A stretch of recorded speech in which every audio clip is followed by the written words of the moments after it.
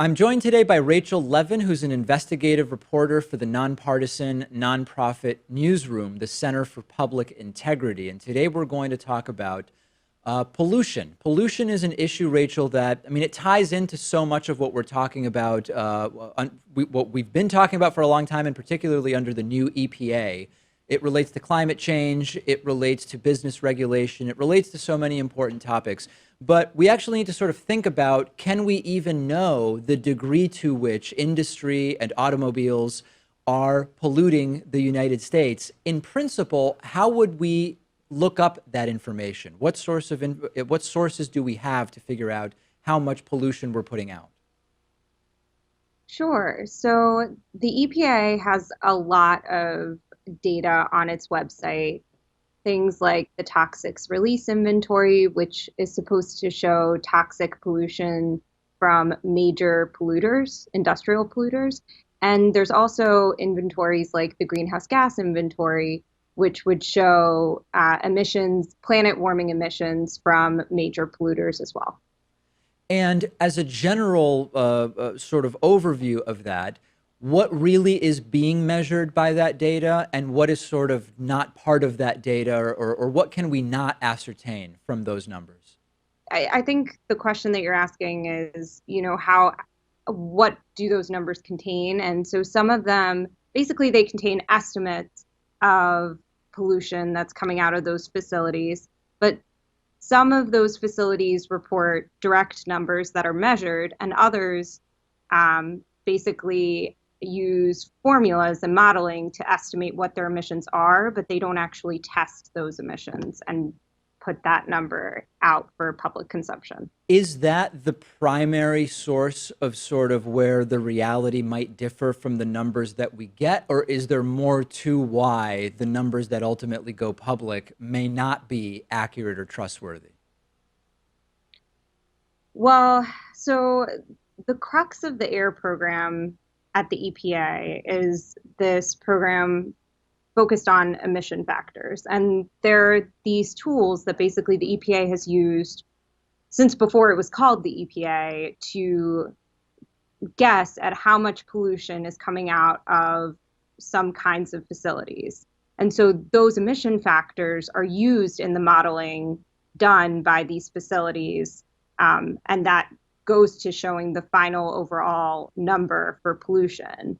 But the emission factors were intended to show basically averages. They were intended to be used in a different way than they're being used now. A lot of times, individual facilities are using this information to guess their own emissions rather than the EPA saying in a given state, there are this many facilities and we expect that on average, this is what their pollution would be. So if you're listening to this, if someone in the audience hears you talking about this, they say, okay, so data that's been released may not accurately reflect how much pollution is being pumped into our atmosphere. But how does that directly affect me? Can you talk about that a little bit and the basis on which permits for individual factories in someone's town or nearby might have been approved or denied based on this type of data? Yeah, so there are a lot of ways that these kind of estimates can affect individuals. So for one thing, your state regulators are probably using the same emission factors as these that were developed on the federal level. And a lot of those actually come from industry or are based on industry information. So the EPA, and a lot of times, is relying on someone else's information to come up with these estimates. And then these estimates are then used by your state regulators to decide how to regulate the pollution and to control pollution coming out of industrial facilities that are in your community. And occasionally, or often, these emission factors are actually used by individual facilities to show how much pollution they expect would come out of their facility. And it is used by the state and that facility to decide what their pollution limits should be. But sometimes that doesn't actually match up with what their pollution is. And so there's more pollution in that community than a permit would be allowing for or than anyone would have expected. Is there any way to estimate at sort of like the aggregate or national level to what degree we're probably underestimating the amount of pollution that is being pumped into our atmosphere? There isn't. And it's a really complex area, right? Like, this is a difficult thing that the EPA has tried to get its hands around, and there's a lot of complexities to it.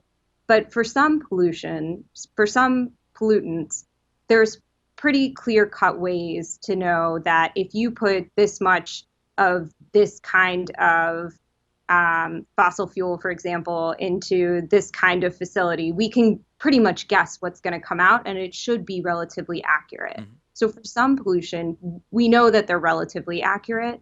For other types of pollution, like methane, for example, studies have been continuing to come out that basically show these numbers are vastly off. And a lot of the studies that have come out that have been funded by the Environmental Defense Fund, but have been done in coordination with a lot of industry and companies, show that that generally means that there's a vast underestimation of methane. So for some, these pollution estimates are actually kind of on target. For others, it's widely off and underestimated. And that just means that we don't have all the information that we necessarily need to be making the best decisions about how to protect people's health, but also how to prevent more global warming than what we would like. We talk about regulatory capture pretty often on the program, the idea that sort of people from industry end up getting into positions as regulators of the industry that they are supposed to be regulating, and the industry sort of exerts disproportionate amount of control over the regulation. Do you have reason to believe that that's part of why there is so much sort of taking industry's word for how much they're polluting? Is it more a lack of resources on the behalf of the EPA? Is it a combination of the two?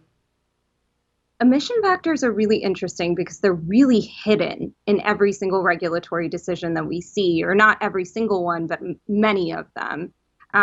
So a lot of times it's really a lack of resources. When the EPA has been developing these emission factors over time, it just takes a vast amount of resources. It could take like a year of studies. And if the EPA had their way, they would be doing all of these studies and all of this work on their own. But just because of how time intensive it is and how resource intensive it is, often they have to rely on data that other people can give them. And they do try to measure for, what quality that data is. But, if someone else is doing the testing, there may be ways that they would have liked to have done it differently, and you just have less control over the information coming in.